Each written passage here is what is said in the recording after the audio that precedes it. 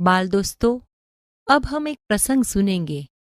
उसके बाद आपको एक प्रश्न पूछा जाएगा। हमें ध्यान से सुनिए और दिमाग का उपयोग कीजिए। आइए दिमागी दौड़ शुरू करते हैं। दिमागी दौड़। भावेश भाई वकील हैं। वह अपनी पत्नी लीना और पुत्र व्रज के साथ सूरत में रहते हैं। छोटा परिवार सुख का आधार होता है। उनका जीवन भी खुशहाल था। एक बार दीपावली की छुट्टियों में वे तीनों अंबाजी गए। 4 दिन बाद वापस आकर देखा तो चौंक गए।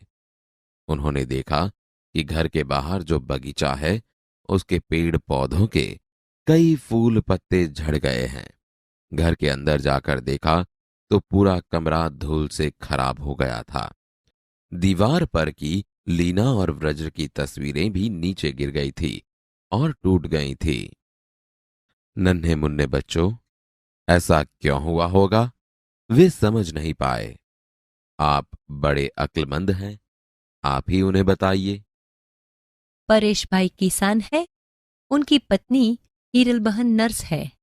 एक दिन सुबह सुबह हीरल बहन ने पानी के नल के नीचे जल्दबाजी में एक मटका रखा।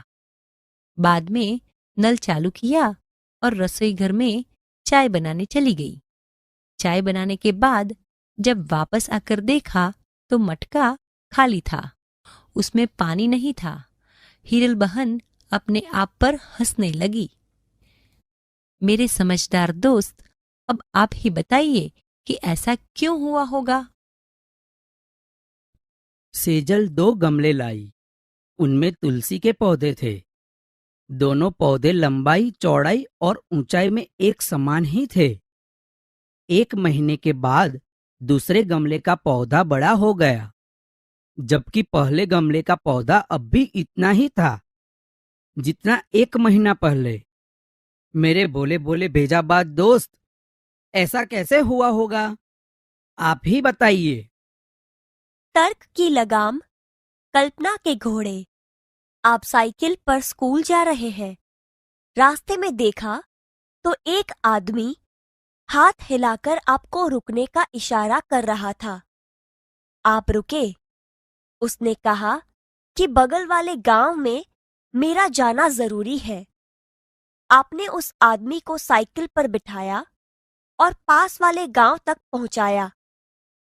वहां जाकर आपको पता चला कि वहां एक जादूगर का कार्यक्रम होने वाला है और वह आदमी उसका सहायक है। उस आदमी ने आपको जादू के खेल देखने का अनुरोध किया, पर पाठशाला पहुंचने में देरी हो जाएगी, यह सोचकर आपने मना कर दिया। उस आदमी ने सारी बात जादूगर को बताई। जादूगर ने खुश होकर आपको एक करामाती चश्मे दिए और कहा कि इसे पहनने से तुम सबको देख पाओगे और कुछ भी कर पाओगे। तुम्हें कोई देख नहीं पाएगा। इसका असर 1 हफ्ते तक रहेगा।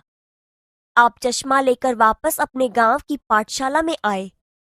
वहां से घर गए। दूसरे रोज नहा धोकर आईने के सामने आपने चश्मे पहने। आईने में देखा तो सचमुच आप गायब हो चुके थे।